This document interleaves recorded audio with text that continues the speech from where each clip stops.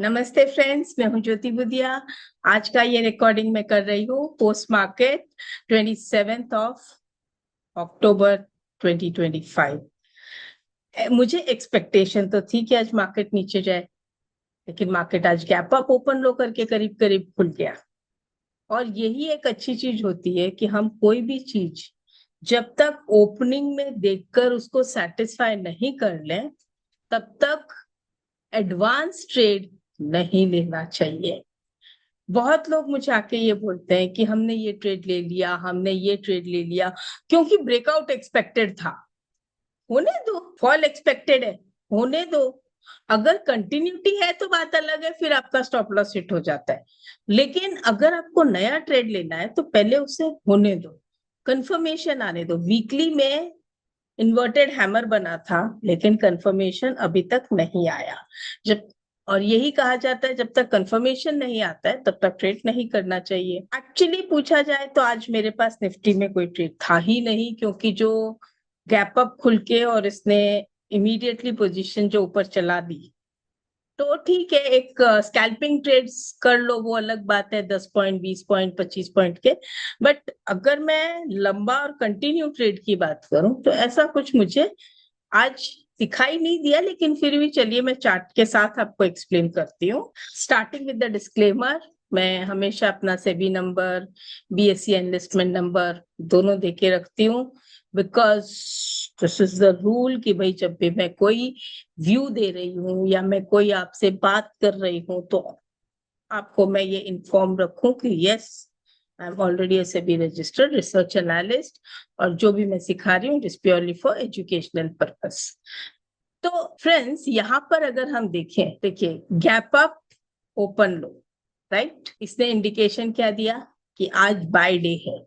लेकिन अगर मैं इसे 15 मिनट्स में देखती हूँ तो फर्स्ट हाफ एन आवर यहाँ पे आने के बाद पूरा दिन मार्केट करीब करीब करीब करीब साइडवेज ही रह गया। और अभी तक भी जो मैं देख पा रही हूँ कि मुझे निफ्टी में ब्रेकआउट अभी तक नहीं मिला है।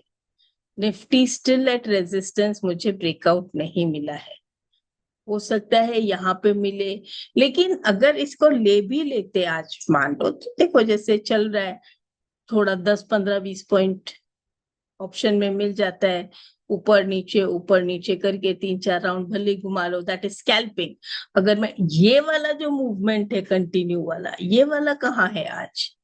मैं कोई भी कहीं भी देखो तो जैसे अभी मैं यहाँ पे देखती हूँ तो ये कंटिन्यू वाला मूवमेंट है, ये देखिए, ये कंटिन्यू वाले मूवमेंट्स है। तो ये हमको ऐसा वाला नहीं, हमको ऐसा वाला कंटिन्यू मूवमेंट्स चाहिए डे वाइज। ये ऐसा ओपन होके और ये इस तरह से जो मूव होता है, तो यहाँ पर अगर आप देखोगे तो आरएसआई भी बिल्कुल फ्लैट हो गई है। यू सी आरएसआई ऑलमोस्ट एकदम फ्लैट, एक रेंज, कम रेंज में चल रही है। और अगर डेली का भी देखूं तो अब अगर देखा जाए तो स्पॉट स्पॉट में 25,700 और 26,000, और थोड़ा सा और अगर एक्सटेंड कर दूं तो 25,500 और 26,000। ये 500 पॉइंट्स का जो रेंज है, इसको ब्रेक करके क्लोज दे, तब फिर हम आगे की बात करेंगे कि आगे क्या करना चाहिए। मार्केट में बहुत सारी बातें आ रही है मेरे पास कि अब मार्केट गिर जाएगा, बढ़ जाएगा, ये है वो है। भाई देखो, अभी मैंने फ्राइडे को एक्सपेक्ट किया था कि मार्केट नीचे जाएगा, नहीं गया।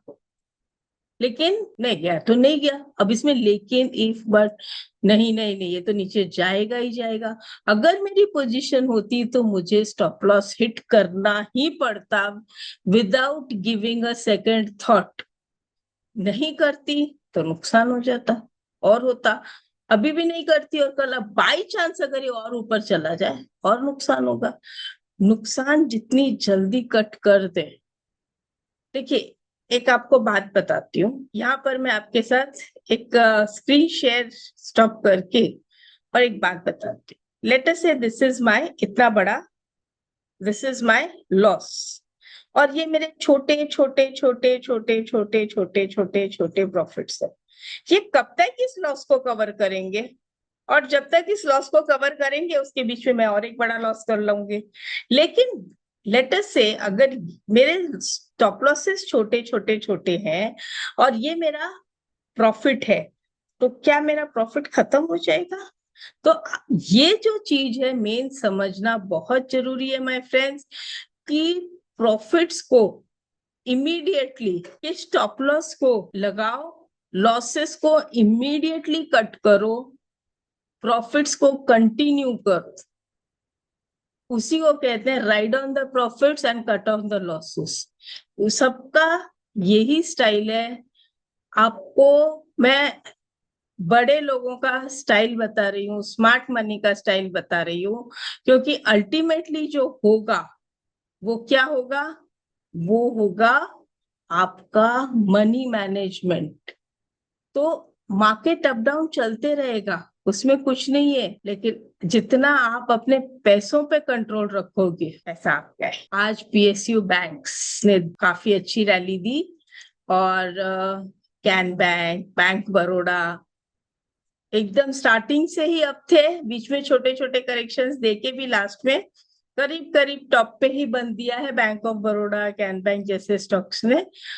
फिर ऑयल सेक्टर आज स्ट्रांग था, रियलिटी थोड़ा ठीक था, इंफ्रा, इन शॉर्ट आज सेक्टर्स अच्छे थे। यहाँ पर I was expecting digital to move, which moved today. मैं ये सोच रही थी कि जैसे दिवाली है और ये सब फेस्टिवल्स में लोग जोमेटो का यूज करते हैं, पेटीएम का यूज करते हैं, तो यहाँ पर कहीं उनको अच्छा खासा प्रॉफिट होना चाहिए, लेकिन आज उनको ब्रेकआउट मिला। And can you see this rounding bottom breakout with RSI breakout?